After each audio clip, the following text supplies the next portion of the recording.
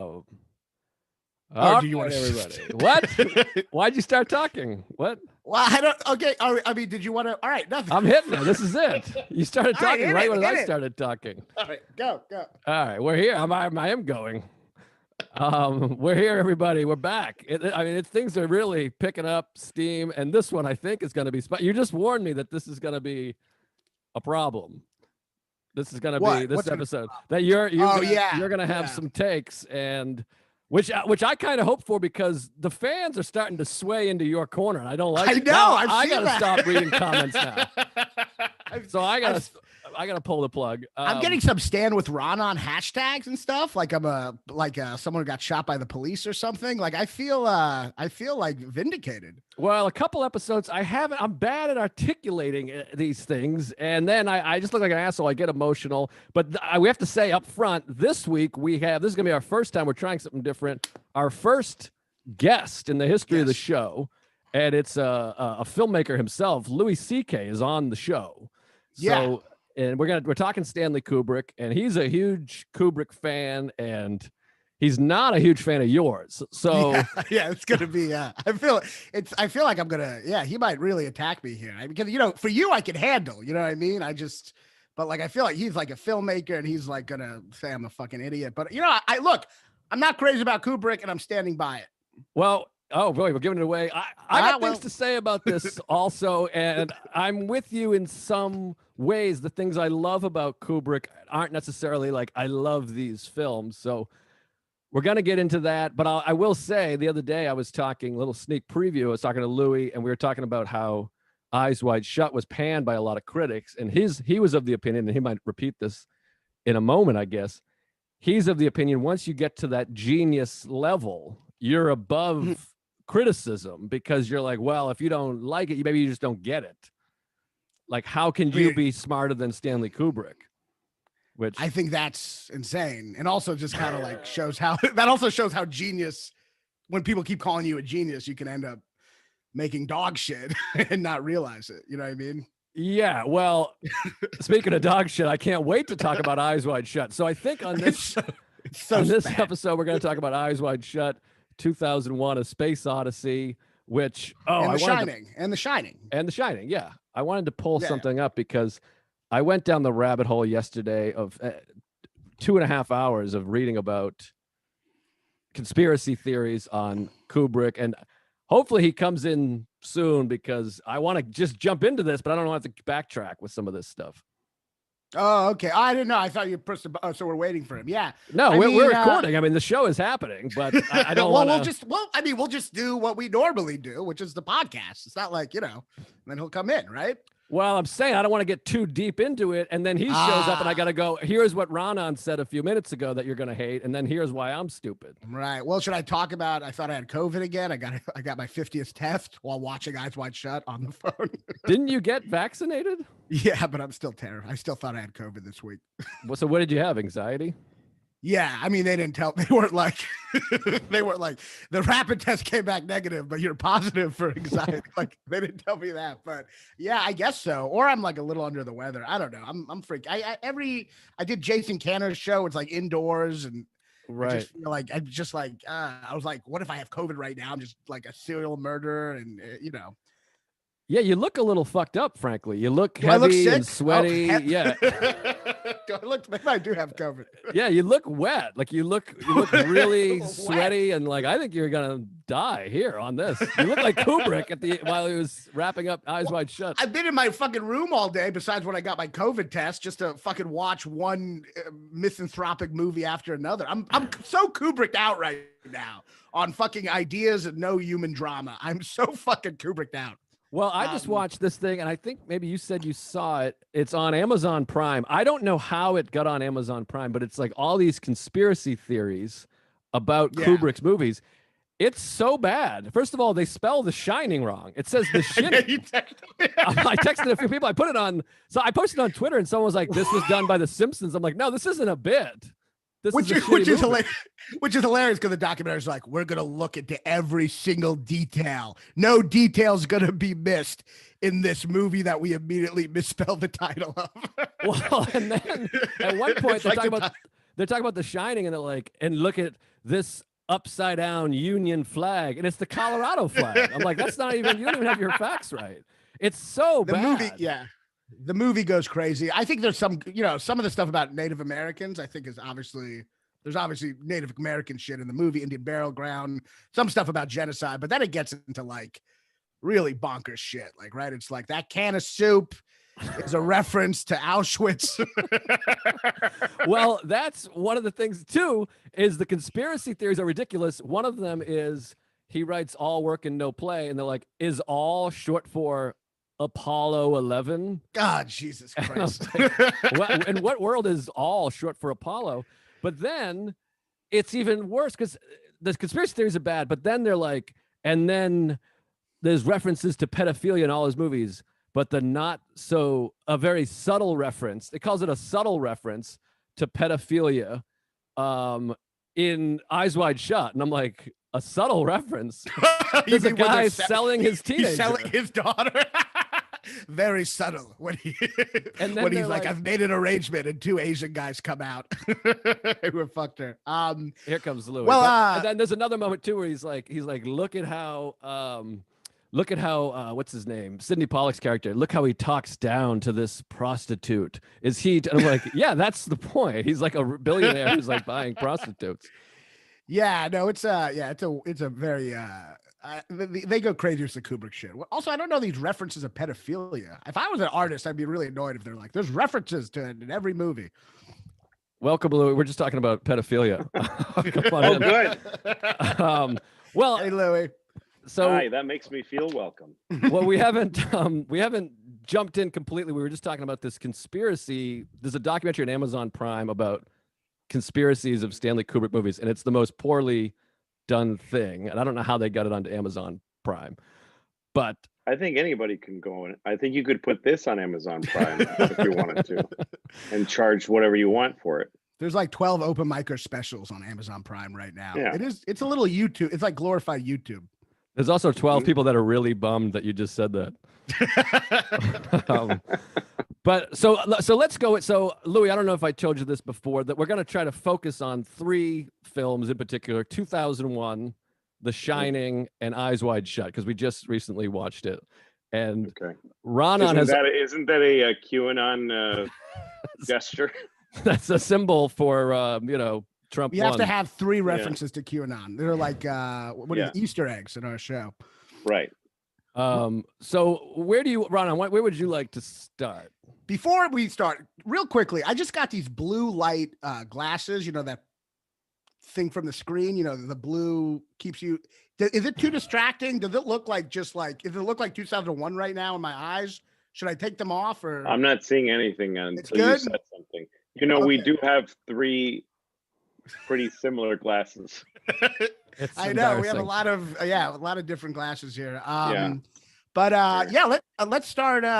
Oh, cool. Those work. I like those. Those are great. And Raanan, by the way, Raanan has warned us that he hates Kubrick, and I don't hate Kubrick. I don't hate Kubrick, but I feel like did I get too Jewy right away? No, just that's big defensive. Nobody does this when they're really feeling settled about what they're saying. Well, I feel guilty. Everyone says Kubrick is amazing, and there's stuff I love Dr. Strangelove, but I do think there's something cold about him, and there's something where he's not as a lack of humanism that sometimes, even though the ideas are interesting, I find it hard to emotionally invest a lot in his movie. I don't disagree with that. He's one of my favorite filmmakers ever, but he has made a lot of movies. Did you ever see Paths of Glory? Yeah, which is one of his more humanistic movies. It's very human. I mean, it's all just about these people facing these different human conundrums. So it's less. It's a very it's a very powerful, very traditional. I mean, more traditional, I guess, and a very powerful anti-war movie. But when he gets into I guess we can start. I mean, I don't know where we start. We can start chronologically. I think I'm going to say the opposite of chronologically, because 2001, that could take 3 days, and that's the most interesting, I think. Eyes Wide Shut, I feel like we should just knock out Eyes Wide Shut, just throw it out there. To me, that's the funniest one, and not on purpose funniest. Obviously, Dr. Strangelove is the funniest, but accidentally hilarious, Eyes Wide Shut. And I'm just eager. I got 2 pages full of notes on Eyes Wide Shut I want to touch on. Some of the worst writing, I think. Like just like I don't think there's one interesting line of dialogue in the movie. I feel like it's all just like I don't know, unbelievable, cliched, or just like really dated and goofy. Here we go. Let me ask you this. What's your baseline? What for you is like I don't know you well in terms of movies. What's like your favorite? He's a horrible cunt. He claims Nashville by Robert Altman is his #1 favorite movie, which I think is a lie. That is my favorite movie. Why would he lie? What would he lie about that? He just wants to be just mad because he thought it's boring. Who is that getting him laid with? Nashville's my favorite movie. In fact, it's the exact opposite.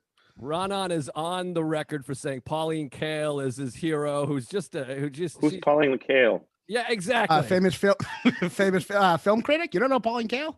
No, I'm not that educated. Is she a film critic? Yeah, she's a really great film critic.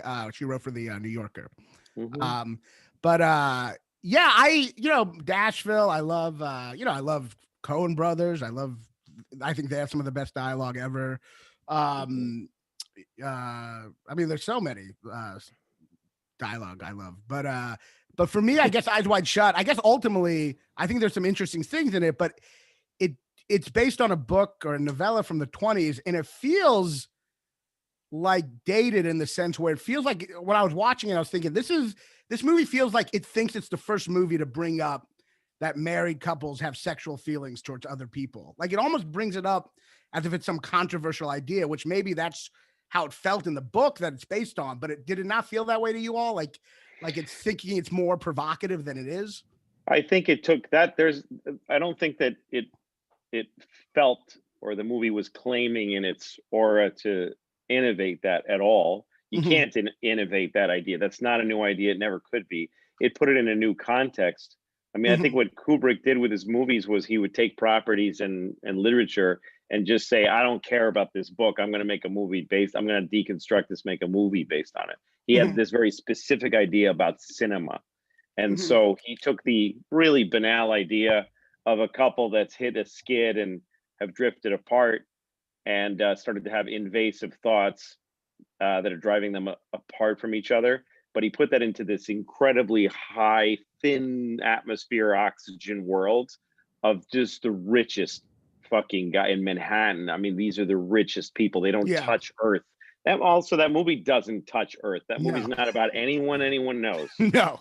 Nick, the piano player, is almost a surrogate in like a guy, but not really. Even the prostitute is like, he's like, what do you recommend? Which is a hilarious line. And then she goes, I don't want to say. It's like, what prostitute is coy about saying? Don't make me blush. Yeah. I mean, maybe Kubrick had access to prostitutes that were like real, what do they call it? GF, girlfriend experience. All coy. To the point where you're like, wow, this woman's really into it, but no.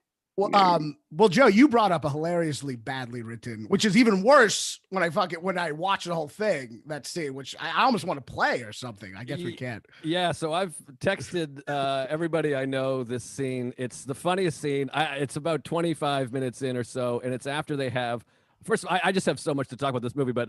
Oh yeah. And I think Roger Ebert is my guy, and every thought he has in his essay, I just want to reiterate is now my idea. But first of all, it feels like Nicole Kidman and Tom Cruise never smoked weed at any point in their life.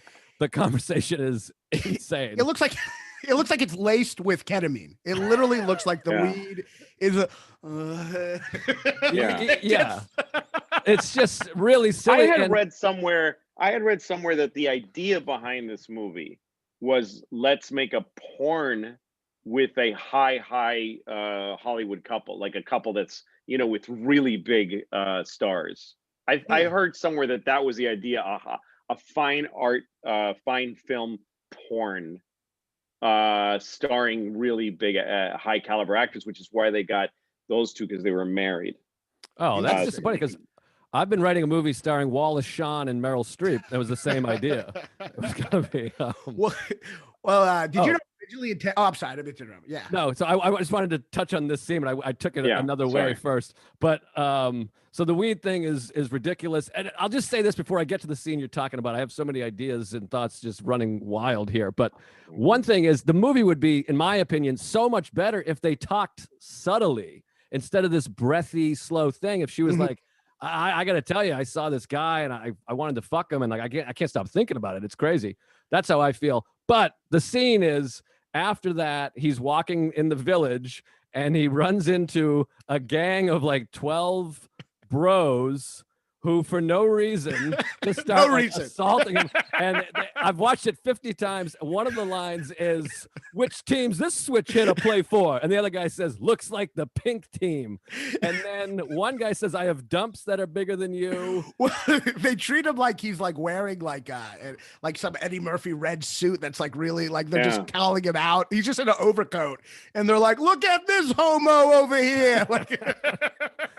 And that scene would have been so much better to me if it was subtle, if it was two guys talking and they were just having a conversation and they just looked and went, "Fag." Because it would have been so, not that I condone the language, but it just would have been so much more like, wait, do I, like a mind fuck, whereas that guy could just go, "Yeah, I ran into a gang of maniac idiots just pretending to blow each other to make fun of me." Yeah, I don't know. That movie has this plotting tone, this pace that's very careful. It's what he does. I mean, you can watch every Kubrick movie has these dialogues, like in Barry Lyndon, "Mr. Lyndon, he has fired his shot. Do you want to fire your shot?" Yes. It's just like that. And then so is this fucking, I dreamt that I fucked a man. It just and I happen to like it. It's like if he was a comic book artist, you would say this is how he draws, and it wouldn't make sense. It doesn't make sense if you were going to go and make a movie of this subject, you'd do it differently. He was out of his mind at that point. I believe that was a master filmmaker. And so I don't go like, "Yeah, he didn't do it right." I just go, this is where he was at, and this is what his fucked up brain was making.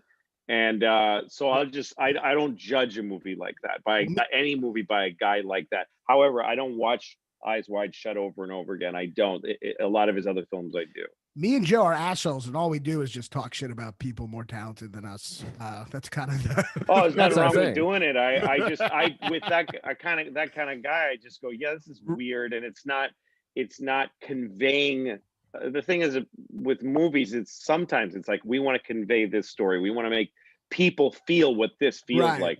I don't think that that's his goal. And I think the crazier he got, this is the last work he did, and he was living in London in exile and seclusion from all people. Definitely. And I don't know that and I don't know that Kubrick had I don't know much about him personally, but I don't gather that he had a really social life with family and marriage that was really was he married? I don't even know. I think he did have a family, but he barely left his estate. And I even think to the point where the scenes in Eyes Wide Shut that are in New York, I don't even think he filmed those scenes. The ones that are outside, it's Tom like Cruise is on a treadmill. It's like in front of the screen. Seriously. Oh, really? Yeah, he shot on a treadmill. Yeah, so it's like he doesn't. I didn't know that. Yeah, he doesn't. He definitely doesn't like going to New York. He definitely doesn't know what hooligans sound like in New York at all. I mean, one of the lines that group says, and I get what you're saying. Like, there's a cool tone to the movie, and there's a cool pace, and it's very, I think the point of that scene with the guys yet calling him gay is that at that point, right, his sexuality feels questioned because she was talking, and so that's like the voice of his sexuality being questioned. But it's so like obvious, and then so like, I guess I want some sense of. Like, it might work metaphorically, but you want the believability of it on some level. I mean, you want. I mean, this is the thing. It's an abstract movie. It's very abstract, as most of his movies are. It's like an abstract painting where if you look at it, you go like, the haystacks are blurry. Yeah. I want to be able to see the haystacks.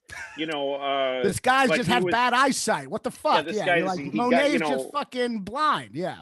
It's like Brian Regan used to do a joke about Picasso paintings that like he has that 2 eyes on the same side of the head. He's like, I would mark that wrong. But don't you think, though, I agree with what you're saying and the sentiment. This is going to be a contest to see who Louis will hate more by the end of the day. But that particular scene is just a misfire. I mean, I love the guy. I think he's amazing. But he wasn't going for that. He, at some point, thought this is probably what a gang of guys is like. I mean, literally, there's a guy going, like pretending you're like, wait, you're blowing somebody, and another guy bends over and is sticking his thumb in his ass. What guy sounds like Andrew Dice Clay? I tried to write it down. He goes, I know the woman had a red rose in her mouth, and she gave me a Mexican lap dance, and it was so hot. He totally Andrew Dice Clay. He was like, at the end, there were scars on the back of my neck. He says, I can't stop saying it in my life. He says, I got scars on the back of my neck. And he's like, he's wearing a Yale shirt. Like, he's like a Yale. I'm like, come on. That one is just a fuck up. Like, nobody had told him and nobody was there to go, Stan, this is ridiculous. Yeah. I would say that what you're watching is not someone trying to get things right. It's a deluded, crazy guy who had made too many high altitude films, and he had a distorted view of the world. And what's valid about the movie is how does a guy like that see the world? That's all. You appreciate it for its flaws, or you it's accept not it for flaws. it. It's just he doesn't understand the world, but he tried. Right. And the wrongness of the tone of that scene creates a sense of it makes the movie what it is to me. I go, what are these streets in New York City, and what part of the villages? I forget the names of the streets are really strange, like James Street or something, and it doesn't quite add up, and it's like a drunk a person inside of a cell in a mental hospital telling you a story he doesn't even remember what the world looks like anymore, and that's just what it is. It's not good. I'm not saying it's a good movie. I'm saying he didn't get it wrong. It's consistent. Right. Okay, so I want to. No, sorry. People also ahead. Whores that overdose on bathroom floors don't lie in these poses, with the perfect breast, and these painted onto a bathroom floor from an overdose. It's weird. The whole movie's weird. It's very, very weird. Everyone is ridiculously hot to the point where you're like the woman in the gynecology, where he's looking at her tits. Yeah, she's so over the top hot. Yeah, in that moment. But that's a joke. See, that I think speaks to Louis' thing. Like, there are jokes. I mean, first of all, I feel like Kubrick doesn't get the credit for being hilarious, and he only, I feel like, made one full-out comedy. I'm making a comedy film in Dr. Strangelove, which Raanan and I agree. I imagine you would too. That it's his, maybe not actually. Maybe you think 2000. I don't know. I don't want to get presumptuous, but we think it's his best film. And I wish he had done more comedy. And I actually wish Eyes Wide Shut would have just been a straight comedy. Which he was intending. He was intending originally to have either Woody Allen or Steve Martin in it and make it a comedy. That was his initial intention, which I think it should have been, because first of all, it has that 80s comedy, After Hours, kind of it's so much like After Hours, going through the night, the whole night kind of adventures in babysitting kind of. Look, I think he had lost grip on his tools at that point. I will say that. I don't think he had, I mean, the thing about Kubrick was just that he was weird. He was a weird dude, and every single thing he did there's jokes in every movie he made. Yeah, there's funny jokes in Paths of Glory about these 3 guys who've been sentenced to death to be shot by a firing squad because they supposedly let their platoon down. There's this scene of them the night before they're going to be executed. Yeah. And there's the guy with the eye that drifts over, that guy he has in a lot of his movies, that his eye drifts to the right. But this other guy who plays, by the way, in Blade Runner, the guy who Roy smushes his eyes in, the guy who runs the Blade Runner company, remember him? He's one of the guys in Paths of Glory, one of the soldiers, and he's also the bartender. The bartender Shining, yeah. So anyway, that guy he's having a mental breakdown, and he says, I'm gonna be dead tomorrow. I'm not gonna be on this earth. And he sees a cockroach on the table, and he says, that cockroach is gonna be closer to my wife and kids tomorrow than I am. And the other guy goes, and he says, now you got the edge on him. That was a great part. I watched it at Hilarious. one of the theaters and one of the film theater that shows like older movies 2 years ago. It was a big laugh in the theater. I mean, it was a funny. I mean, Eyes Wide Shut. I can kind of more imagine. It's not funny when Tom Cruise does it, but it is hilarious to go to a prostitute and be like, "So, what do you recommend?" What do you recommend? No, his Woody his Allen fucking line. card. He keeps giving people his card like he's a cop. Yes, and also every single person tries to fuck him, wants to fuck him, which is a joke. Yeah. I mean, that's really funny. And Alan Cumming has the best scene in the movie. I mean, that's like the funniest scene, and it's so good. He's about. I mean, he's all a notch below just making a move right across the counter. Alan Cumming. I forgot about that moment rewatching it. He is so hot for him just immediately. It's not. He doesn't even process it. He's just. It's a great scene. And also the idea, I mean, it's also funny that he sets out on this thing to get laid and have this weird sex thing, and he never does. I mean, that's Doesn't do anything. It's so similar to After Hours. And the funniest scene is he goes back to the prostitute's house the next day, and it's her roommate. And finally he has confidence. Like, it's the first time it really shows him that he has his masculinity back. He's mad. He's upset. He's going to get laid. And they're face to face and touching, and he's like, "Yeah, you got an idea? Yeah, you want a little something?" And then she kind of goes, "Hold on, I got to tell you something. That woman has HIV positive," and he's just, and the air just comes out of him. It is. If I was him, I'd be like, "You should have opened with that." Like, she kind of lets him, like, she opens the door, lets him get comfortable, and then like, "Oh, by the way, I should probably tell you, the woman I think you had sex with has AIDS or has HIV." Like, right. He really waits a while to bring up that. I think his best movie is The Killing. I think that's probably my favorite Kubrick movie. I actually haven't seen The Killing, but I hear it's great. Unbelievable. I guess for me, Dr. Strangelove, because he's so cold, Dr. Strangelove is just hilarious. And when you're a cold director, it doesn't really hurt comedy, you know. Like, so as a full out comedy, you're not like, oh, I need some warmth there. It's just full out funny.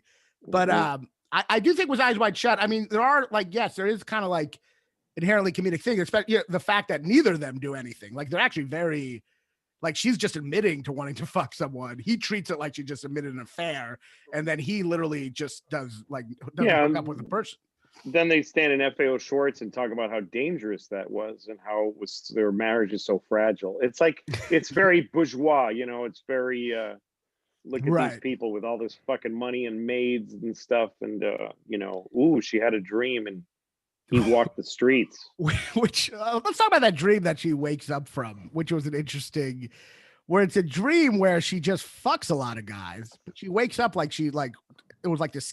I feel like only a guy writes that, where it's like she had a dream where she fucked all these guys, and he's like, he wrote it like it's like the worst nightmare ever. Like, she seems so upset by a dream. Well, no, but then she says she's upset, but then he challenges her and he says, "You woke up laughing." Oh yeah, that's a good point. Actually, it's not. She says that, and by the way, I've done that when I've told a girlfriend about a dream where it's something that I'm like, she may not like that I dreamt this. I don't know why I'm sharing it with her, but I'll pretend I was upset in the dream. Yeah, I mean, I think when people tell dreams, they usually rewrite them.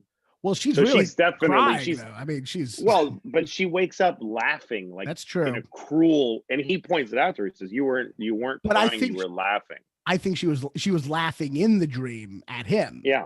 But I think she was definitely upset when she wakes up. She seems very upset. I mean, unless she's conflicted. Yeah. Can I just say that if this whole movie, the whole plot of the movie is set in motion by his wife going, "Yeah, I thought about fucking this guy and I can't stop thinking about him." If that happened in my relationship, I'd be like, "But you didn't, right?" And she'd be like, "No." And I'd be like, "Okay." I'd be like, "Let's fuck, baby. Let's jerk off. I'm the pilot." Exactly. The sailor, whatever he is. That's what's so dated about the movie. It's just like they act like admitting sexual feelings is like a betrayal of a marriage, and then they go crazy from it. But I can buy that there's a guy that's like that, and I think it's about masculinity, and that was sort of more the idea. Also, I do think 22 years ago, we have progressed with gender roles and stuff like that, where men are openly like, "I'm in therapy. I hooked up with a guy." There was that happened before that, but again, the movie is set in a really rare air. I think he's taking these 1920s social mores and Yes. applying them to He's definitely modern doing that. Yes. rich people It's who can't handle life. It's mentally the 20s, because at one point when she's high on crystal meth or Molly or whatever, when she smokes her weed, she says, "You don't think women have sexual feelings towards other guys? If only you knew." It's like, you're watching, like, we know, but like from her perspective, it's like the Victorian era where like women also enjoy it, you know? That's why his distortion of reality is important, even though it didn't quite get there. And is that we know, but they don't. This is a movie about people who don't. They're in the 20s. They're just dressed. Yeah. There's like a lot of, and I think there's a lot of that with movies and TV now, that when people criticize it, they go, this isn't up to where we're all at with the attitudes and with our conscious and our understanding. Okay, well, this is a movie about people who aren't. I said this is a movie about people who aren't there. I said the same thing to this Dum Dum a couple weeks ago. Well, but I think that's a flaw. Like, I'm not. Why is that a flaw? Why does every movie have to be like a statement of the collective? Like, here's what we've all learned about life. A movie from someone who's myopic or shallow or backwards is more interesting. I don't want to watch anything by somebody who's kind of like caught up on, where shit's at right now. That's nowhere. Well, that's easy to watch. I guess I'd want to see something that's maybe not caught up, goes further, or like at least is a reaction to now. It seems like the inconsistency of it being set in the 20s but set now seems confusing to me, and also maybe a little like surfacey, because it's like it feels like they're talking as if Freud just happened. You know what I mean? So I'm like, I don't feel like this movie's going far enough into this world. I feel like it's like, I guess I ultimately do think it's a little surfacey about it, where like her bringing up like I've been sexually attracted to this guy, and then him like freaking out about that so much as if it's just like this profound thing. It does make me feel like it doesn't go deeper into like the sexual stuff. And also with him in the orgy, like you kind of, you'd want to see him like titillated or something. You don't really feel any of like, it doesn't feel like that dark sexual thing it's trying to do. It feels like it just taps the surface. Well, part of that too is that they blocked out a bunch of they changed the orgy scene famously. They like CGI'd couples in front of the sex. Like the orgy scene was actually much dirtier, because that was a big criticism, was this is the most boring orgy ever. And that was like real dicks going in pussies, right? It got really graphic. Yeah, because it's like, and maybe that's dated just from now, because like for now, porn is like, a little person having sex with his stepsister or something. So you're watching like this, and it's like, this just seems very elegant. Like this seems just nice. Right. It's just like a very nice, fancy orgy. I thought it would be hilarious if in the orgy scene there was one woman in the circle that's just real fat and has like a Jason mask on. Just like she's wearing flats, and or she's just wearing like a CVS Hoska, Halloween mask, right. like a Marvel character, like with a rubber band. But they're just focusing on Tom Cruise. How did you get it? Yeah, she's wearing like a Casper the Friendly Ghost mask. And, he's like, why are you looking at me? How's she in here? Never mind her. She's always here. She's a big part of it. Yeah. Do you know there's a subtle, super fun Kubricky creepy thing that I was never aware of until somebody messaged me. Did you know that at Sidney Pollack's party, the opening party, when they show up, they get greeted by Sidney Pollack and his wife. There's two old guys sitting at like a little coffee table in the background. You don't even notice them. They're the same two guys in the FAO shorts. And when they walk away, their daughter follows them. It's fucking creepy as shit. So there's two guys from the party that are then at the toy store. And of course, in the toy store, they're in the jungle section. It's all tigers and monkeys and elephants, whatever. So it's this weird animalistic jungle thing. So and their small child leaves with two people. Are you saying the movie ends with them fucking their daughter? I'm saying that obviously the movie has some, this, by the way, this is discussed in the conspiracy theory thing that we were talking about earlier. That's a piece of shit. But I think there's obviously, that's the fun thing about Kubrick. And that's what I want to say over an umbrella over Kubrick. And I agree with you, Raanan, in some ways, in that his movies are not particularly digestible or rewatchable always. They're not fun. There's nothing fun about most of these movies. Clockwork Orange just makes you feel kind of nauseous, and The Shining, a lot of it's tedious and weird. But the fun thing about Kubrick is that every single thing is chosen for a reason, and there's all these crazy details. The precision is fun. Yeah, the precision is exciting.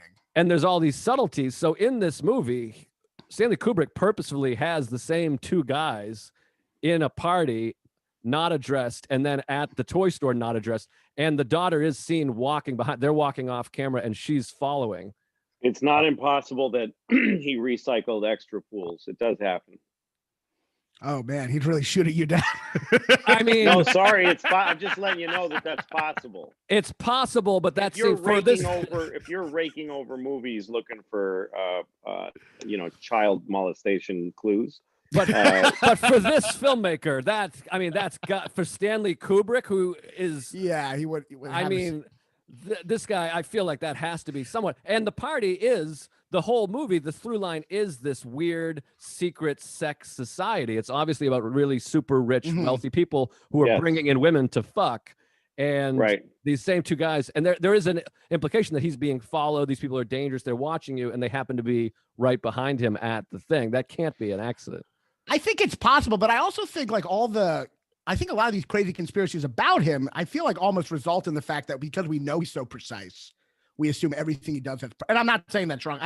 That could be, but I do think in general, because that documentary goes into some crazy shit. It's stupid. Yeah, the documentary. I think it's stupid. Based on the assumption that everything he does has a purpose. And in movies, there's clearly going to be things that are just done in the moment. So I'm not saying that's it, but I feel like, other things are just like, well, clearly that can of soup in the thing in The Shining, if it's visible, there's clearly a purpose to it. So I think when you think everything has a point, sometimes it can be like, it makes, I guess that's what a conspiracy is. You think everything has to have a point, and there's no. I would suggest that we don't talk about this movie anymore. Okay. But wait, can I just say one last thing? I just want. Yes. Just one last. It's your show, Raanan. Don't let him push you around. It's your show. I'm the only one who's not doesn't belong here. But that's why I said suggest. I just want to say one last thing, and then we can move on. Whatever you want. Just one last thing. One of the things that shows like the lack of logic in it, or that I think is really hilarious, is that he goes to her at the end. He goes, I'm about to tell you I want to tell you everything. And then it cuts to them on the couch, and he's like told her everything, and she just seems like sad and disappointed. But if you think about what he would have told her right then, there's no way she would have been like, what the fuck? Like there would be like, he's just like, I met a hooker, and then I met a guy who sold costumes, who was selling his daughter. I kind of ignored that whole thing. Then I went to this huge orgy. The piano player got killed. I think this other woman got killed. And then she's just like, well, it's a lot, but I'm glad you're on it. Like she's not like shocked. Well, it's like like those sitcoms, the old ones, like even the Flintstones did this, where they got some crazy scheme going, and then when they finally get caught, you can't have Fred Flintstone stand there and go, well, I had to pretend to be this and this, and then they tell Wilma. So she would go, what happened? And then there was specific music in the Flintstones for this. They go, la, la, da, da, da, da, da, da, da, da. And he goes, so that's why. Well, it's it's like what Eyes Shut has that.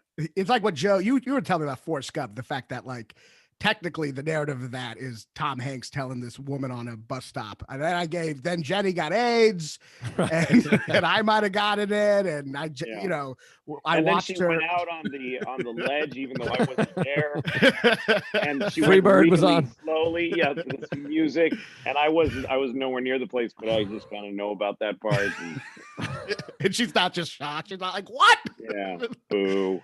All right. Movie. Anyway, let's move to The Shining. That's it. Let's go on to The Shining. Speaking of conspiracy theories, we're going through every Kubrick movie tonight. I just watched half of 2001, and I wrote notes for Whoa! that. Should we go to? We could go right to 2001 because we could talk about it for a long time. Let's talk about 2001, maybe. The Shining has like a documentary about. I mean, all these movies do, I guess. That's true. All right, let's get into 2001 because I think it's we could, like I said, we could do a full episode just on that. Okay. Well, I was just watching it right before this, and I only watched like the first half, which is interesting to do right before talking about it, because the second half, everything that happens on that ship with Hal and everything, and then the ending is so big, and it shrinks in your memory the first half. Yeah. But the first half is a very important. It's interesting because it's not unlike Full Metal Jacket, that there's a first half and a second half that are kind of cut off from each other. Right. They're related, but the one sets up the other. It's not story that continues into the second half. It's a mini story that informs what you're about to watch. And also similarly, like, I'm sorry, I didn't mean to, but I was like, similarly, no, go ahead. Metal Jacket, there's a character in it that's so big that it kind of overwhelms the movie, just like him and just like Hal. They're both these characters that like kind of break free from the whole narrative, and that you kind of remember it with more emphasis, that those parts, you know? Yeah. And I mean, the first part of the movie is about this guy, Dr. Joyce, who his story just ends. It doesn't it doesn't get any conclusion. And Kubrick isn't that interested in him as a person. He gives him one personal scene where he's calling his daughter, which is made so to make it clear to you, don't worry about this guy.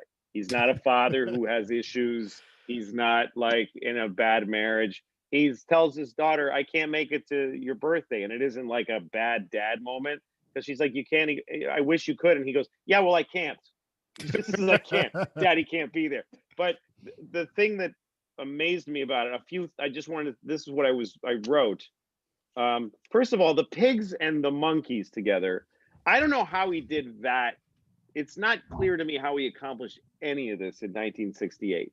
I don't understand how he had these monkey people, obviously in suits, but really good ones. Amazing. Better than Planet of the Apes. Yes, which is like 5 years later. And that's the movie. Apes. Yeah.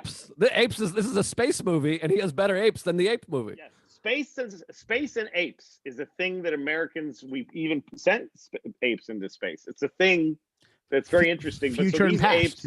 Yeah. So there's apes, and there's pigs all around them, and they're yelling at the pigs, and the pigs aren't leaving. And I don't know how the fuck where they got these weird pigs that I don't know where they're from. It looks like tapirs, I believe. I think that what the I think they're tapirs. Yeah.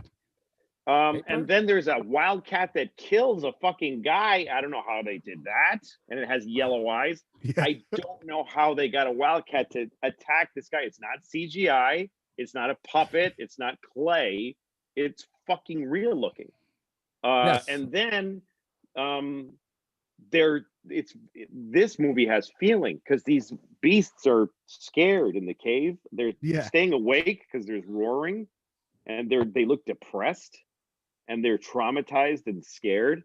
And then when that thing comes with the weird people going yee, this is why Kubrick was just weird. He was a weird dude, and he suggested a aura of energy with a chorus of people singing,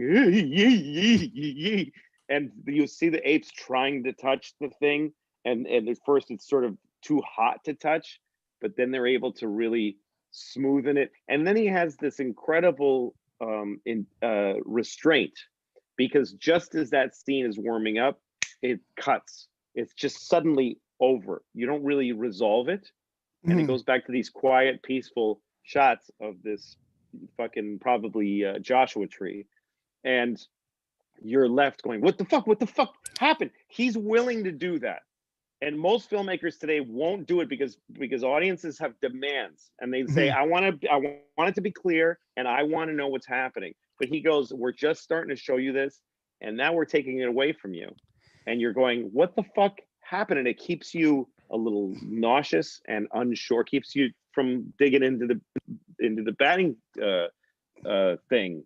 It's carefully. I mean, it's insane. I mean, I actually really do enjoy this movie, but it's a big budget art house movie, and that's like a crazy thing. Yeah. That's a crazy thing to watch. A big budget, Star Wars level money, fucking just art house movie where people, when they first watched that in theaters, they had to be like, what the fuck? Like immediately, like, what is the fuck is going on?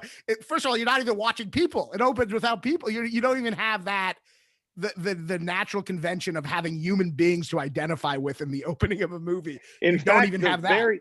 The very opening of the movie is like an orchestra tuning up, and it gives the suggestion. There's black before you see MGM.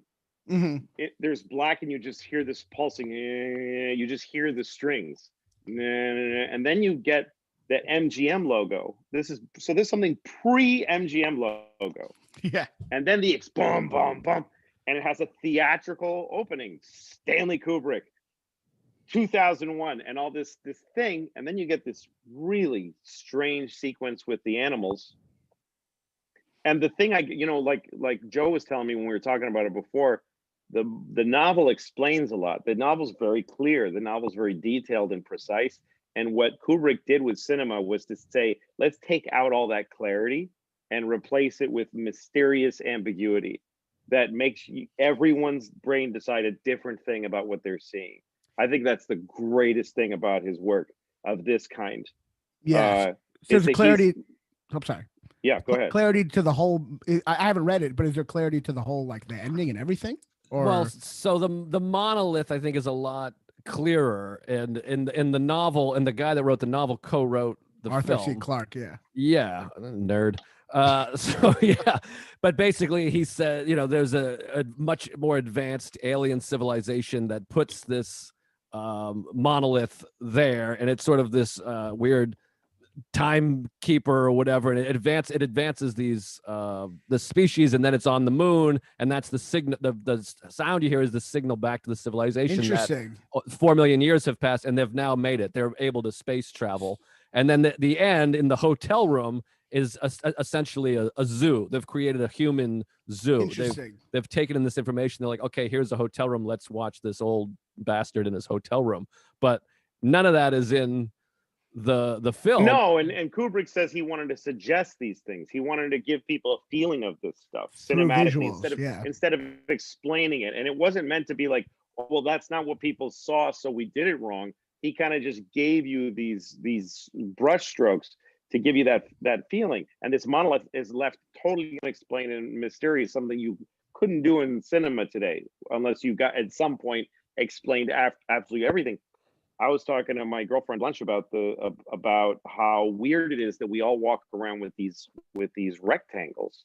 How strange it is that we walk around with black rectangles staring into them. They rule our whole lives.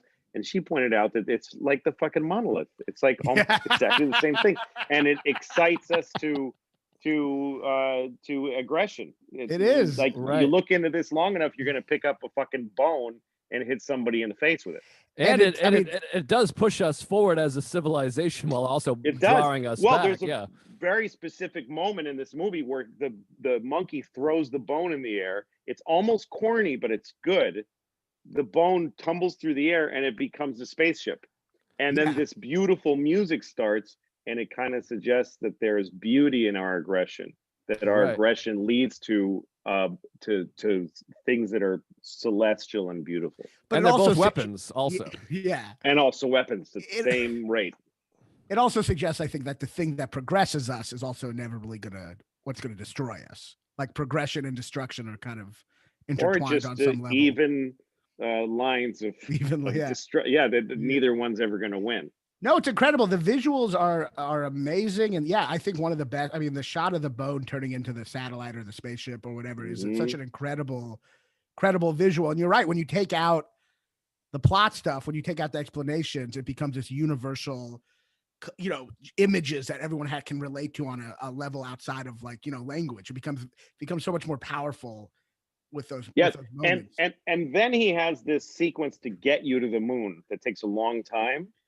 And it's plotting and it's slow, but there's a point behind it, and especially for the time it was made. When did we land on the moon? I don't know. No, the year this actually came out a year before the moon landing. The moon landing. Yeah, so we hadn't even been there yet, which is crazy that this movie came out.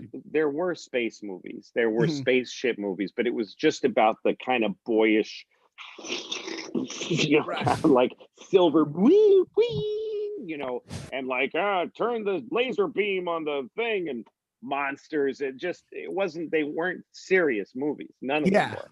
And what he does here is very meticulous, which is the first thing that takes you out there. There's two different ships that he travels on. One of them is like a little airplane because it has to make its way through the atmosphere because it's meant to fly with wings. But the thing that goes from the space station to the moon is just a ball. and it's a completely different world than the spaceship that has airplane seats with fucking jet blue fucking screens in the seat in front. I mean, it's so exact. I want to know what movie he's watching, but he's watching a movie on a screen in front of the seat in front of him. It's precisely like today's seats in movie theaters. I mean, on airplanes. And it's not NASA. It's Pan Am, which is an airline I remember flying when I was a kid. And the Hilton has the hotel at the thing, and Howard Johnson's. And they wash the dishes in a whirlpool. Like, he's very important to him to show that it's going to be the companies are going to get people out there, not the government. Even though the government was putting people on the moon. Well, also, like, I mean, to me, the most prescient thing is like they're fucking literally what we're doing right now. They're doing through the whole movie. It's just right. It's like Zoom calls. FaceTime. It's like FaceTime. That's right. Where you're just That's right. Yeah, well, that's like the whole thing. Yeah.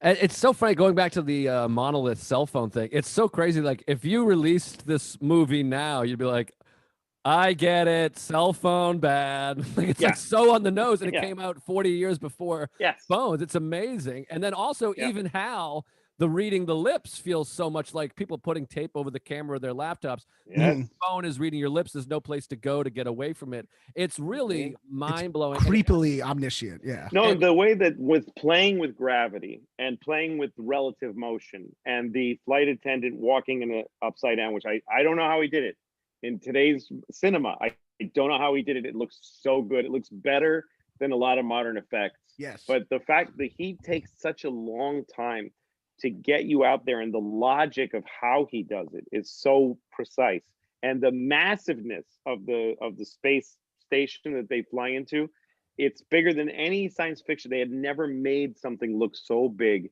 and it's followed logic, and it very elegantly showed how you would take advantage of the fact that you can walk this way and then this way and then this way, and he just shows it so slowly that you believe you're in space when you get there. You don't need to just go, okay, it's a science fiction movie, space, blah, blah. You go, I'm fucking there. It's a heavy investment that at the time must have been staggering because nobody had ever seen anything like it. And because it shows it realistically and it has it slowly moving, they seem so, the technology holds up in a way where we watch Star Wars and all the spaceships are going so fast, it just looks so bad now. But because they move so slowly, it has this gravity to it, this believability. Yeah, that it's out of any movie, I'd say the technology probably is the least dated out of any movie ever, maybe, you know? Yes. What do you think the role, I want some theories thrown out here, or non-theories. What is the role, I sound so pretentious, but of food in the movie? Just about the word roll. But because there's food, like, so the monkeys are eating the pig, and it shows them clearly ripping it apart and eating it, and then they have delicious. Then they're on the moon bus, and they take out the suitcase. The sandwiches. Like, what do we got? Chicken, the sandwiches. He hands out the sandwiches, and then on the other spaceship, the Discovery, I think it's called, they have just the weird. It looks like hummus and baba ganoush, but I think it's just like it looks like paneer. The Indian thing with saag paneer. But and then the old man, when he's an old man, he's eating, of course, and knocks over the glass. So there's food in all four stages. That it feels somehow obviously significant. They could have not eaten sandwiches. So what is he trying to say? Raanan, you're an intellectual, you at least pretend to be one. What are the thoughts? What are the analyzations there from you guys? Or have you not given it any thought, and I'm putting you guys on the spot, and I'm a bad person and I should kill myself? I just think people eat food. You gotta eat. I just think people eat food. No, but I noticed that I wrote down the sandwiches because that was a bit, and the sandwiches are like this big in the screen. He's like, anyway, when we get to the thing, and there is one, it's the only logic problem is that he's pouring coffee in a moon thing. And they're weightless, but he's pouring coffee. It doesn't drip out, yeah. But yeah, there's something in the sandwiches of kind of yellowish, weird bread, but they're really, I think it shows a normalcy. It because these aren't space people. The mundaneness. These are corporate people. These are managers, and like this thing, the shuttle that he comes to the moon on, it spins and all this crazy stuff happens. But he's sitting there with a briefcase, right? And then he calls his daughter and he says, "Hey, Pipsqueak." And also when he goes into they do the immigration, it's global entry. It's exactly the same as when you come into the country. This is my level. This is my level of film viewing. I'm at a level where I understand, okay, there's something with the food, but I'm not smart enough to figure it out. That's where my level of intelligence is. Look, I have a big question. What is a Bush baby? That's what I want to know. I know. I was wondering that. Is she adopting a baby from the Bush tribe? It sounds like you're allowed to buy African babies for your Daddy, child. I want an African baby for Christmas. He says, what do you want? She says, I want a telephone. And he said, we've got tons of them. We have lots of telephones.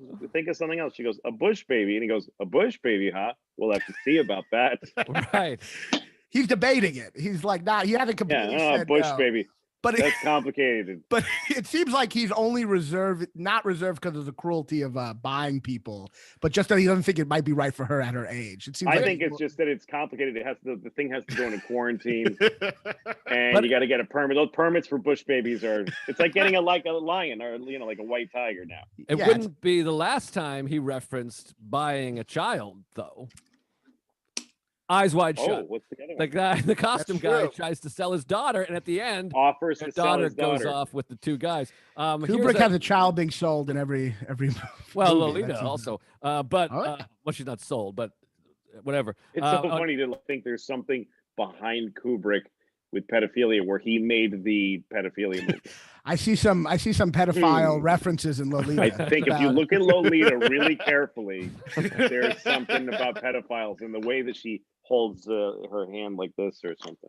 Yeah, it suggests some subtle theme of him wanting to fuck. It seems like he's suggesting he wants to fuck her in Lolita. So here's a thing. I sent this to you last night, Louis. But so this was found. I was reading Wikipedia for about 9 hours.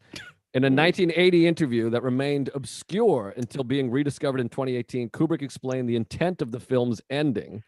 Godlike beings of pure energy and intelligence, that's a quote, pure energy and intelligence place the astronaut in a human zoo where he passes his entire life with, quote, no sense of time. After they eventually finish with him, he is, quote, transformed into some kind of super being and sent back to Earth, transformed and made into some sort of Superman. It is the pattern of a great deal of mythology, and that is what we were trying to suggest. That's from Kubrick himself.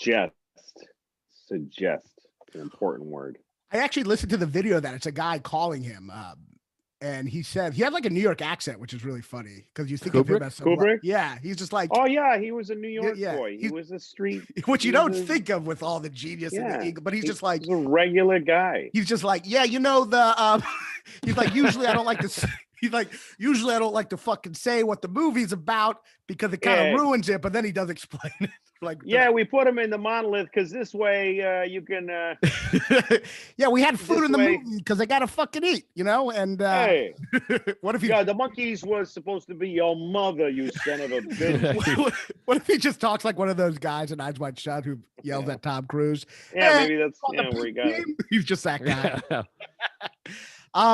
I thought I think what the movie captures very well is, and a very real thing is, everyone's very bored by the technology. No one's really excited by it, which is true for life, here. Well, yeah, I'm sure they gave him options for the first drawings they sent him for the inside of the space station that goes in circles in the Earth orbit, that the inside was all bumpy and lots of lights flashing. And he was like, no, it's a hallway of a government building.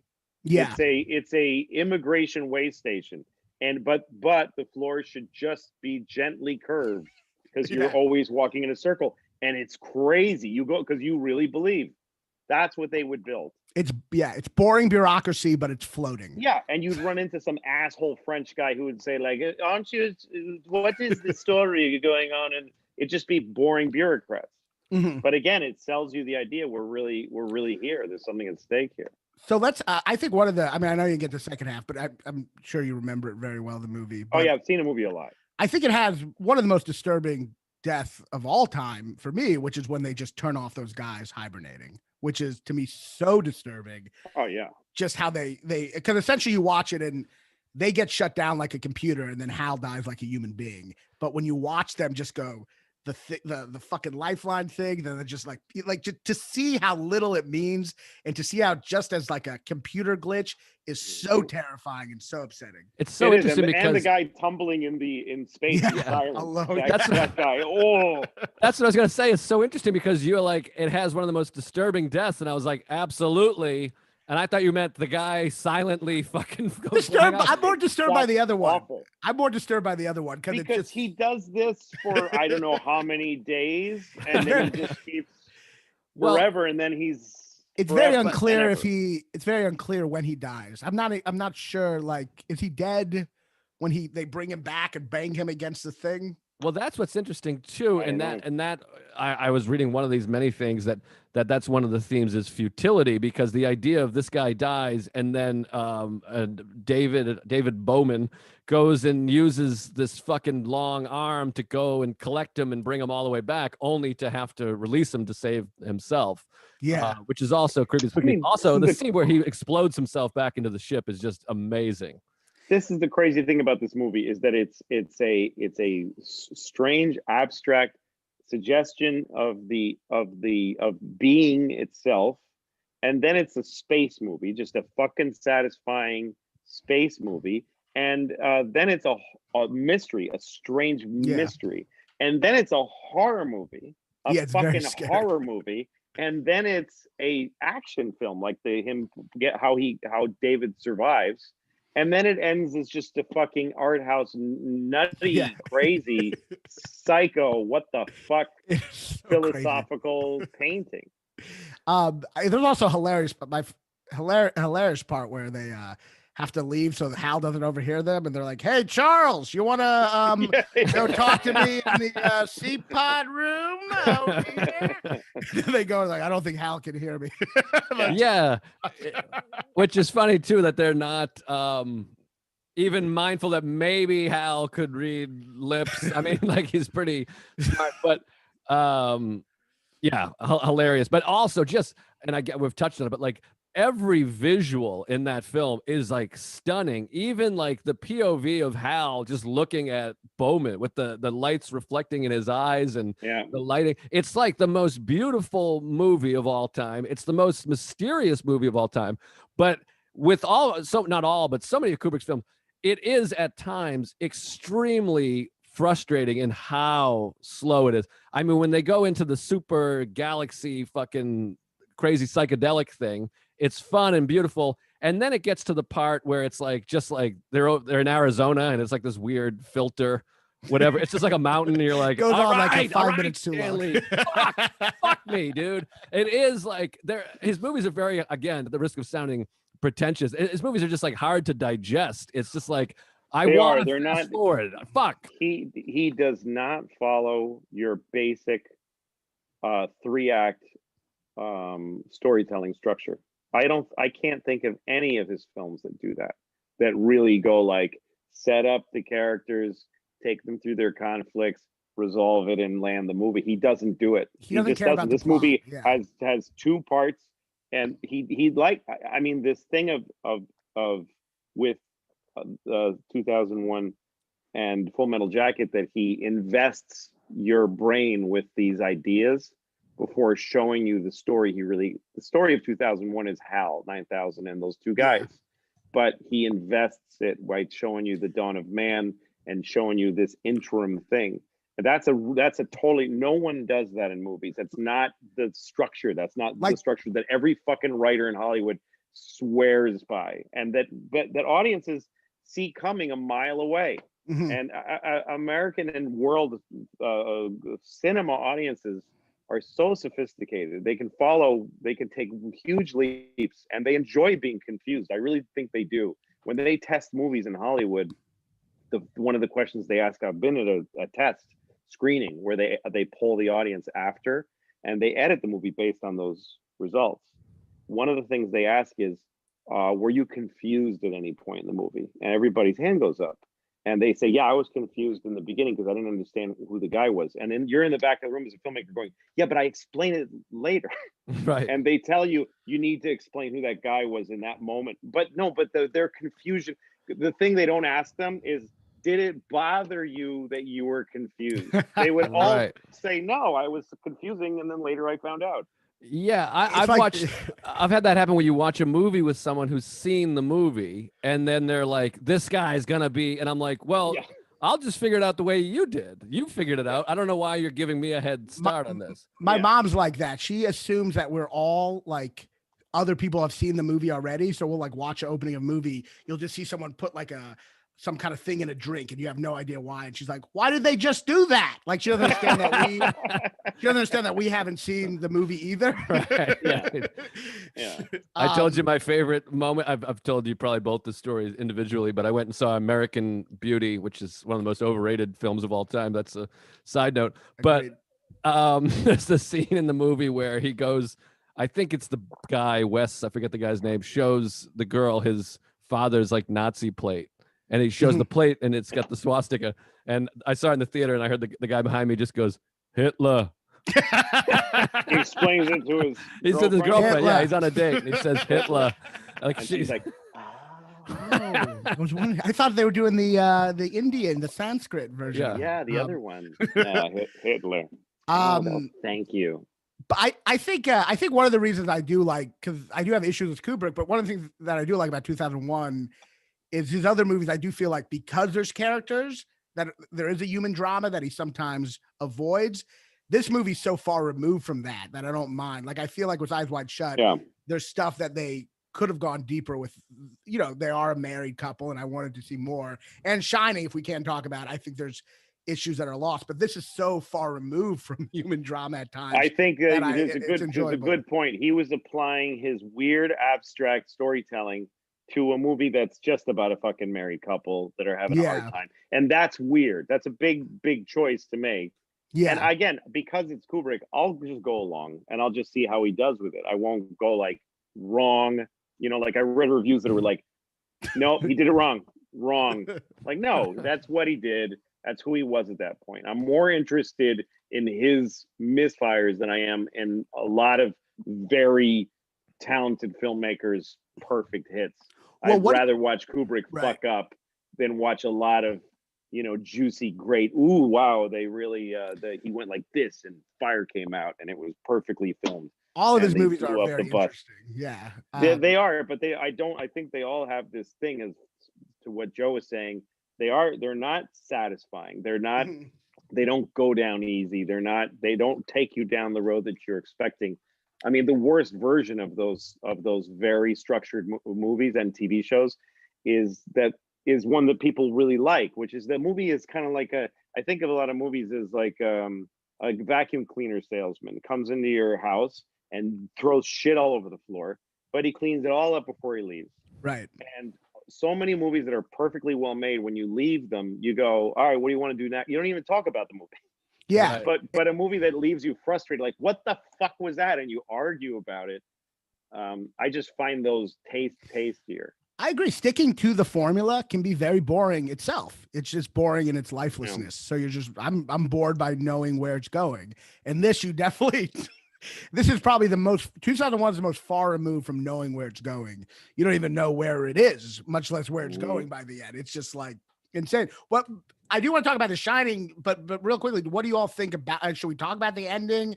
He's like a fetus over the earth. Is he hanging out there for a while? Is it just a metaphor? Or? Yeah.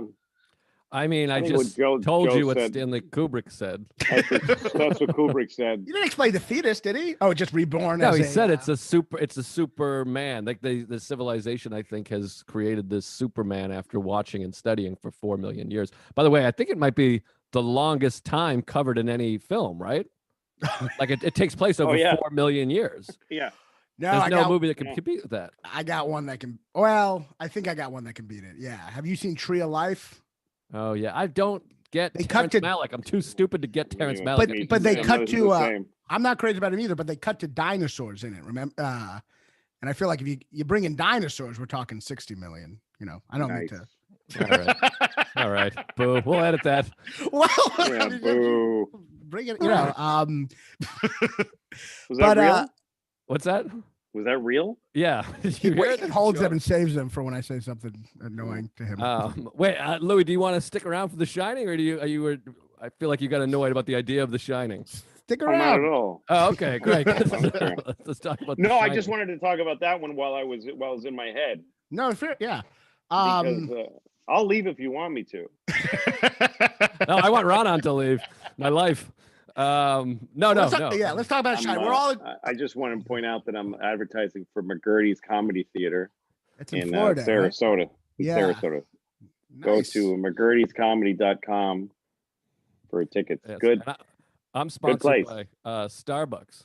Starbucks coffee. It's a Seattle-based startup. All right, I'm sponsored by this weekly pill organizer I just had to buy. Okay, so let's talk about The Shining. Raanan, you have some thoughts, I assume.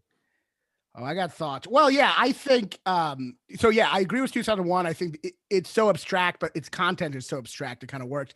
For me, the biggest thing about The Shining is just like, I think my biggest issue is that, in the book, it's the idea of like this father who does love his kid, but has this darkness within him, and it kind of comes out, and it's scary that the idea of this protector trying to kill you. But Jack Nicholson looks like he wants to kill his family in the opening scene. That was Stephen King's complaint. That was Stephen King's big thing. He's like his kid says one thing and he's just like he's just like so annoyed right away, and he goes so crazy so quickly that it's fun to watch, but I don't think it's actually that scary because you just kind of like him. A couple of things real quick. The opening scene when they're driving up. I most recently watched this film in New Orleans with Louis and Greg Hahn, and we had a great time. And I have a joke that I do every time, and I've been doing it for 20 years. It's never not killed. And everyone can take this. You have my permission. They're driving, and first of all, there's a subtle Kubrick joke where Jack Nicholson's wearing his seatbelt, and his son is leaning in from the back seat. He's just sitting like this, which is hilarious. I mean, he's got no seatbelt, and he's leaning forward, and they're driving through the most dangerous road. He has his seatbelt. He doesn't give a fuck.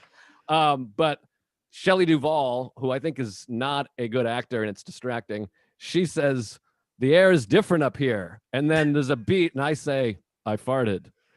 Never doesn't kill. So everybody, if you're watching it with a group, do that line. It'll kill. That's all I have to say about this movie. So every time it plays, or you're with different people, you're like prepared to say that. I can't wait, and I can feel my heart beating. Like it's like a thing, and I get, if anyone talks during that scene, I get upset. It's the George Costanza thing with the yeah, that's gotta hurt. Exactly. I've been doing it for 25 years. All right, that's a great line. Yeah, I just don't think the movie's that scary because I don't think Kubrick likes the mother or the kid. I don't think he has empathy for them. So you just end up watching. He ends up liking Jack Nicholson, and you don't care if he gets him. You don't care if he kills him. I feel like it works in a fun way, but as a horror movie where you're like, let me empathize with the people running away from the killer. That's exactly it. This is a very good example of why he's just different, because I can imagine people saying to Kubrick, you're not really letting us into Jack as a human being. And then Kubrick just said, "Get away from me." Get away from me. Yeah. People must have said it to him. Like, we're not, the wife is strange. What you're asking Shelley to do, by the way, her hair is falling out because she's losing her mind playing this woman because it's not a person, it's not a human being. And he said, "Do me a favor, Dorothy, get the fuck away, get in the other room." Whoever said this to him, he said, "Just get the fuck away from me. I'm doing this. You go do that in another movie." And in fact, they did. Stephen King made it again with the guy from Wing. He made it with Steven Weber. He went from Jack Nicholson because he doesn't. Who gives a shit what Stephen King thinks of The Shining? The Shining has nothing to do with Stephen King, who I think is a really cool writer. It's a whole other category. But Kubrick takes whatever fucking thing. He's like, here's a New York Times magazine, this article. I'm gonna make a movie about it, and he just makes it. He decides, I'm not doing the thing that you want me to do. I'm not doing a father who changes. I don't. It's boring. It's done. It's been done 1,000 times. So what? It's a very good way to make a movie. Go watch one. There's many. He's like, I'm making the movie from the point of view of the house and from the point of view of The Shining. That's the main character is fucking horrible, strange, mysterious, knowing too much, chilling, Shining. Shining is the main character. Jack's not the main character, and neither is she. She is annoying. Like, you want her to fucking get the hatchet to the head. I guess I don't. I hear what you're saying, but I don't find it as effective as a horror movie, I guess, because well, it's not supposed to be a horror movie. It's not. There is no prescription that movie fills. You don't get a prescription that you go here and they go, oh no, we don't have Friday the 13th. We'll give you the shine. It's not a generic for Friday, like when you go to get Prozac and it's really Lexamil or whatever the fuck it is. Yeah, I got it here. Yeah, there you go. Yeah, it's not that. It's obviously I've taken it too because I know the fucking generic. I got the weird colored one. It's not that. It's a whole. It's like, oh no, you don't want The Shining. You want fucking. Here's a fucking huge list. Unfurl a massive list of horror movies that nail we hope this couple gets through this in one piece, and boy is he a good dad, and or he wasn't, but this is from an abstract point of view of fear. The movie's point of view is fear, or whatever I can't put it to words because it's just suggested. It's who's following the kid when he's in the fucking tricycle. That's not even from the kid's point of view. It's from the point of view of this fucking presence. It's the two guys from Eyes Wide Shut trying to fuck him, I think. Yeah, sure. And the fucking the poster of the naked lady behind Scatman Crothers, the weird. And then there's one over the TV too. Yeah, over the TV. It's amazing. What if they just kept on cutting to every I think it's so great. This is Stanley Kubrick's idea of what a black man's Florida apartment is like.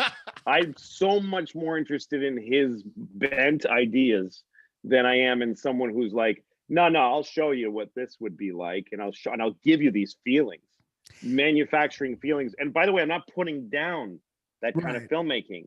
Some of my favorite movies, Goodfellas, a lot of my favorite movies are totally reliable structures, and you can see how they work. But he was doing something else. He was a cubist or something. Untraceable. But just because it's totally untraceable. No, you're looking at it. What's that from? That's Goodfellas. The guy from Dumb and Dumber. Wait, what were you gonna say, Raanan? Well, yeah, I mean, I guess you're saying it's not a horror movie, but I guess to criticize something, you say what it's intending to do and see if it fails or not, right? I guess for me, like, it is. I guess maybe it does work on some level, but to me, it's almost like an ironic satire of a horror movie, where like horror movies need to have earnestness on some level, which Stephen King has, right? You know, there's a famous story actually that I don't know if it's true, but I think it explains it a lot. Kubrick called Stephen King and he said, I'm having trouble getting into the fear of this because if I saw a ghost, it would just make me be reassured of the afterlife. I want to be that scared by ghosts. And Stephen King's like, well, what about the devil? And then Kubrick goes, you're an idiot. And he hung up the phone. And I think that's kind of where the movie's coming from. You have an atheist making a movie where he doesn't believe in ghosts. So the ghosts aren't actually, he's making it very clear that the joke of the movie is that Jack Nicholson's just insane and he barely needs the house to bring it out of him. I do think that Nicholson is fucked up. I think that Kubrick thought it was more interesting to make a movie where, by the way, the whole world is a little strange. The fucking doctor who interviews Danny after he passes out is weird. Everyone's weird, yeah. And then the mother with the fucking cigarette with the ash. Everyone's weirdly polite, yeah. Right. Insane. And the fucking guy with the giant hair who interviews him and the way they walk through the place. And it's so fucked up.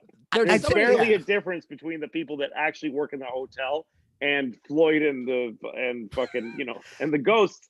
But that's where the place is like sucking people in. I mean, the ghost, it's the building's point of view. The building reaches out to Scatman Crothers across and makes him come from all the way from Florida. That's not your basic horror movie stuff. There was people on the set going like, do you know how to make a horror movie? And Kubrick said, I'm not interested in that or anything else you have or to say. people. You're fired. It seems like he identifies with anyone but people in all his movies, whether it's apes or a computer or a house or Bush baby. It seems like he avoids the actual human beings in the movie, which movies are not about human beings. He's not a humanist. About ideas.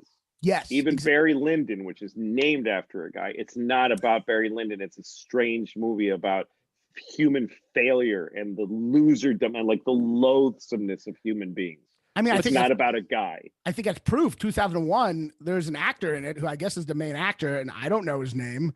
I don't think anyone, the guy who destroys Hal. No one even. Yeah, but I do think, I guess for me, it is tough because I do come from a place where I do like the human drama, and I am fulfilled by that. And I do think like it is tough when you don't care about your characters. I guess I do think suspense is it is all ideas, it is all abstract, but I like suspense and I like horror. And I guess the intellectualization of it, where you don't try to go. I guess I like cheap thrills. That's what I'm saying. And like anybody can't do that. Not everybody can do what he was doing, is what I'm saying. I'm saying that I like what you're talking about and this. I think they're parallel disciplines, and I think that he owned that one. What he did, he owned it, and he was so good. He decided he was capable of making just a good thriller. He could do it. I mean, The Killing is just a fucking great movie. The Killer's Kiss is great too. And there's weird visuals in those movies, but mostly it's about the people who are none of them are very likable. Sterling Hayden in The Killing is your guy in the movie. He's your protagonist, but he's a crook, unrepentant. So I think Paths of Glory is his most humanistic movie. Yeah. I don't know. I guess yet it's about how horrible people are. It's not even just about war. It's about how in the corporate structure of the army, how disgusting human beings can be and that people have to die for other people's cowardice. But there is maybe I guess what I'm saying is I get what you're saying. You like both, but there is a shallowness, I think, sometimes when you are so disregarding people. Like, I think ultimately The Shining is kind of just saying people are inherently evil and murderous. I don't think it's saying that, and I don't think it's shallow. I think you're just looking at a depth in a different dimension. You're not looking at depth into the human soul. That's just one place to look. That's not the only place to look. He's looking at nature, and he's looking at abstract things, but he's looking deeply into them. And also, he's having cinematic fun. And the thing that pays it off for me is that I just think, look, there's this shot in 2001 when the monkey first starts to play with the bone. The way the shot is framed, if you go look at it, it's an absolute painting. All of his shots are just so beautiful, and his sense of editing and how to keep you gripped. He had a huge amount of skills, and he decided, I'm going to use them like this. I'm going to make this stuff I don't want to go straight at it. I just don't. That's one of the things that I do love about Kubrick is he comes from a photography background. So all those shots, and I believe that as a fan of film and a wannabe filmmaker, I do think a movie should be beautiful. One of my favorite movies, Brokeback Mountain, Ang Lee made, and like every fucking scene, every shot. I got possessed by the guy from looks like the Pink Team, but every single shot is like a painting. It's like a post. It's so spectacularly beautiful, and it's incredibly sad material, but it's such a beautiful movie. And Kubrick does that. Every single shot and scene is so beautiful and cinematic. I do. I just wish that. I wish this movie was cast different. And I know it's annoying because I know you don't like this kind of criticism. Raanan loves this kind of criticism, but like these ifs, and it's hard to not think about casting. Like, I wish it was like Harry Dean Stanton in place of Jack Nicholson, because Jack really does at this point feel like Jack, and he's doing this crazy Jack thing that personally takes me out of it. And Shelley Duvall is the most mystifying star in the history of the industry. I think she's like troublingly unattractive, and she talks throughout the movie. She's like, "What do you like?" She's literally moving her head. She's bringing. It also talking like this. And this is where. By the way, I love the movie. I love it. There are bad things in the movie. It's not like, I mean, like her. The thing that doesn't make sense about her is he is psychopathic to her, and she reacts in this way that makes, like, he's just like, in like I think it's 20 minutes in, he's just like, if you ever fucking come in here while I'm fucking typing, get the fuck away. And she's just like, okay. But it's not like trying to examine like this movie about like domestic abuse. She's just like crazily. I don't know. I think that maybe you've been spoon fed a little bit because look, I grew up. I'm older than you, and when there is a stilted, ugly feeling in that room that is familiar to my generation in terms of domestic dialogue. There is a fucking distance and an ugliness that I feel. I feel a lot of stuff that you didn't feel when I watched that. The other thing about Nicholson in this movie is that this movie was just so iconic in his acting, that in that character that he created, that he messed up the rest of history, the future for itself. It's a movie that you saw when it came out and you're like, what is this? This is crazy the way he's acting. But everybody, I mean, Jesus Christ, you can't approach that movie without that movie being in your head. You can't watch. No one will. There's no jury you can find that will judge The Shining, objectively, because everybody has, and The Shining's echoed and it's been used. His characters informed characters after it, so I think it's hard. But I do think that, like in that scene, that's a real scene. It's everything Kubrick did was weird. He saw the world in a strange way, but that was the feeling in the 70s of couples that were a little bit strangers to each other, and men that were a little dangerous to their wives. And he's supposed to be, and I get dangerous. that, and I get that, but he is so over the top with his dangersness that it's, yes, look, a lot of people have said that Jack is like insane in this movie. I get it. I get it. But I'd way rather watch that than somebody who's like, boy, they really nailed the casting with this role. Like Shelley Duvall's a good example. She's not beautiful and elegant, and there's not chemistry between them, like cute, they barely know moments each other. Yeah. Where you're like, oh, look at these two. That's nice. Ooh, I hope nothing bad happens. Like, who gives a fuck? And like, I've seen it so many times. I'd much rather watch, like, why are they talking like that? That's insane. Why are they talking like that? I try to adjust to it. You're detached emotionally. You're just kind of watching it from detached from what you're used to, but you're invited into something else. Yeah, it's cerebral. It's purely like kind of cerebral. Would you say? Yeah. Like, but don't you think it's coming from somebody's gut who was a little bit not sane? Like autistic. Don't you guys think though that? Yeah, I think a little. Don't you think that my assessment of Harry Dean Stanton was pretty brilliant and underrated comment in the podcast? Harry Dean Stanton? I really feel like I thought everyone was gonna be like, "Oh shit, man, fucking Stanton! That would have been something." I think it would have been understated. It would have been fine. I just see him as so weird, fine. Harry Dean Stanton. I think it should have been like Robert Redford. Oh, the worst actor ever. The worst actor ever. We'll do a whole episode. Oh, he's still alive. It's not fair, but yuck. Yuck. Yeah, I feel like there's something in this house.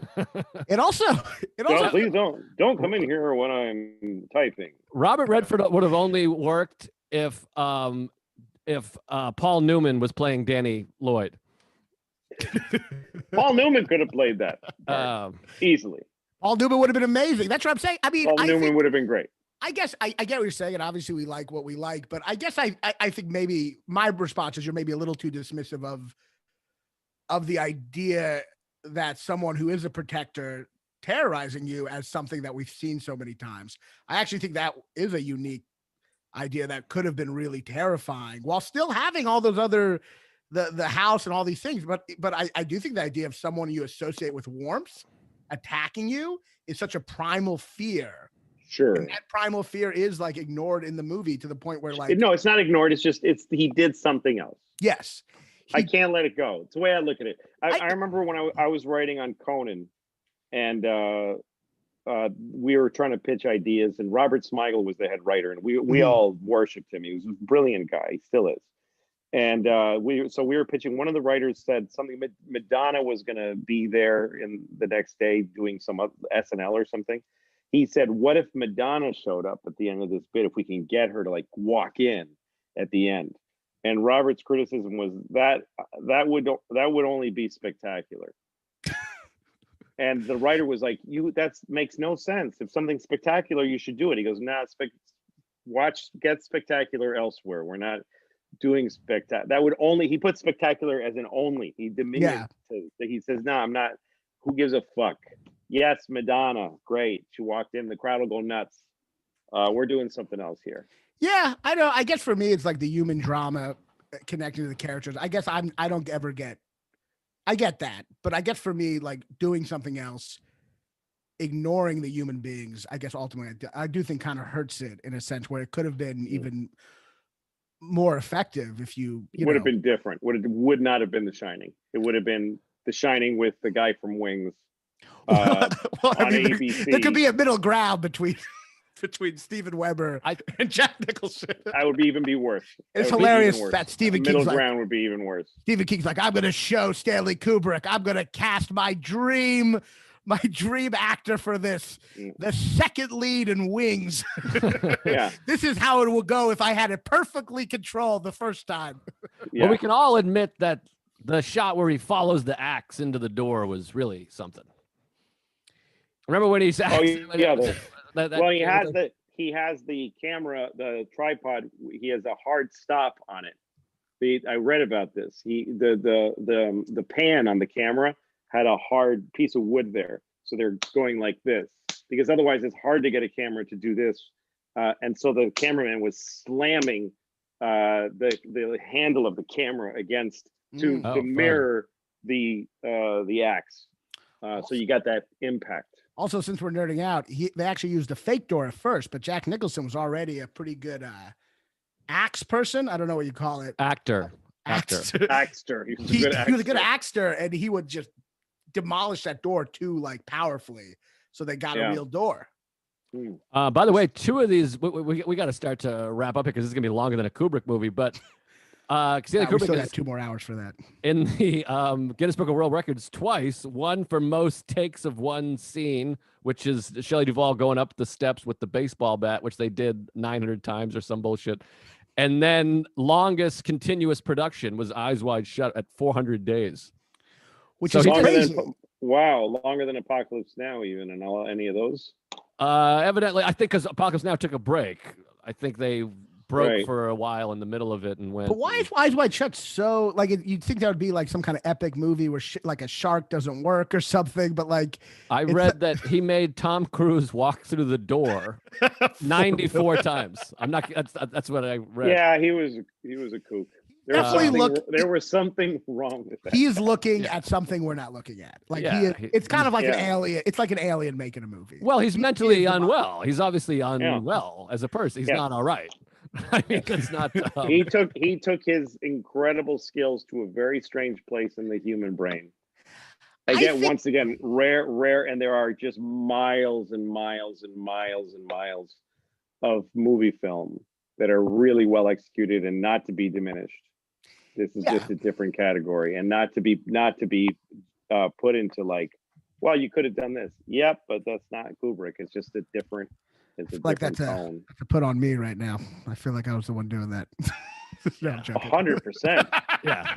Well, the thing is, there's only 2 of us here, and I was the one. And I don't disagree with you. That's for you. That's you. That's you. I'm just saying. I that's how I feel about it. No, This feels. Did you have more you wanted to add? Because I was going to put a big bow on this thing. I should leave so you guys can close. This is your show. So we need your opinion. We'll do it like Hal. Hey, Joe, can we talk in the C-pod? No, usually we rank, but I wasn't sure if Raanan, if you were going to say one more point there. Well, I felt like I had to come back, but I didn't have anything. I just had the instinct to retort, but no words to come with it. So that's the thing. I was just reading this book by this guy Judd Brewer, who I'm about to have on my other podcast, Mindful Metal Jacket, hot plug, and he said there's a term in like doctor: the more you talk, the less you know. And it's about a thing of people. The doctor will go, "Wow, dig on me again." No, that's on me. No, that's I'm on saying, me. I talked way too much on this thing. No, I got too excited. I apologize. No, you were great. What I'm saying, the reason I said that to fucking make both of you feel better, you fucking nerds, was Raanan, you said you started to retort even though you don't have a retort. The idea of like, shit, I got to say something even though I don't have anything to say. And he was just talking about, that's the thing in like doctor terms of like, I think he's like, doctors that know what they're talking about, they're like AIDS.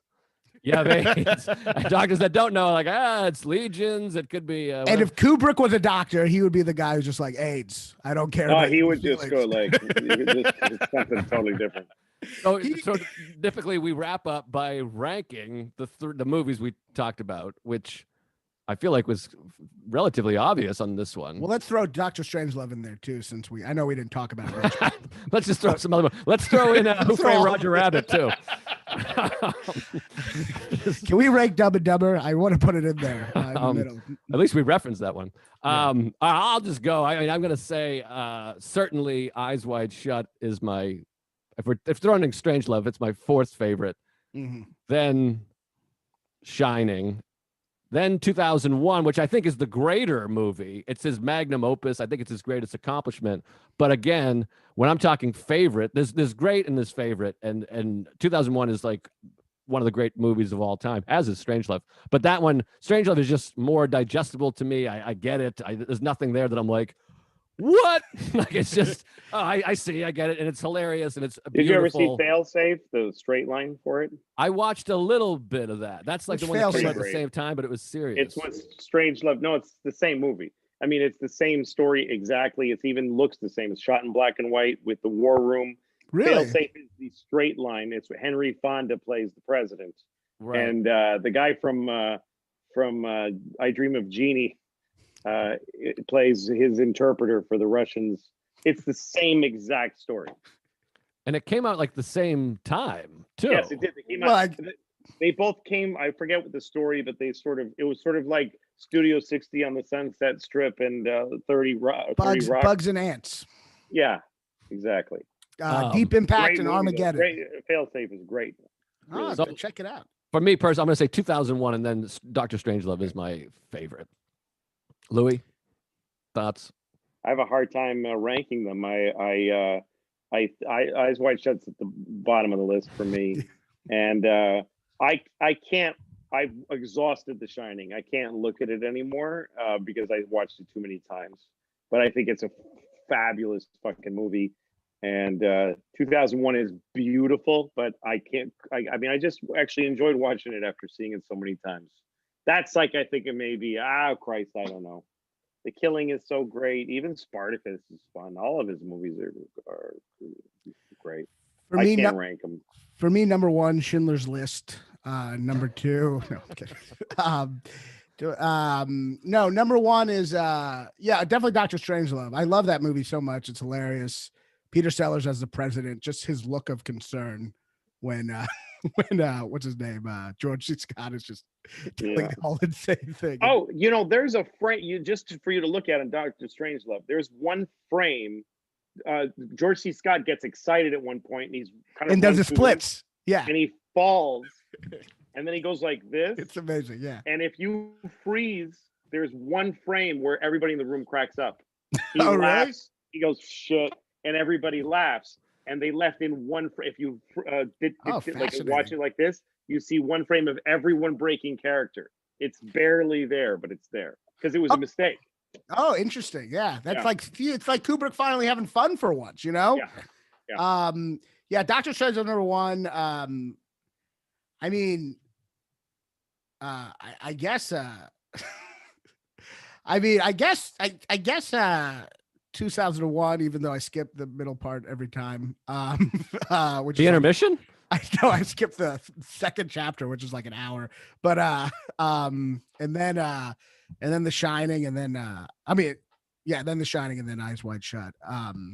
Oh, by the way, also real quickly, you know what I noticed about The Shining this time, which I never realized, but the part where the kid is hiding in the kitchen in that little metal thing. Jurassic Park. Spielberg. Yeah, I had no idea. Yeah. I had no idea. Spielberg totally uses that as an homage completely. I had no. Yeah, we all knew that. Oh, damn. Thought it was really good. I also saw a thing. You remember in Apocalypse Now where he's killing Kurtz, and then you see the ox falling. Yeah. The animal. There's a little of that in the. Oh right.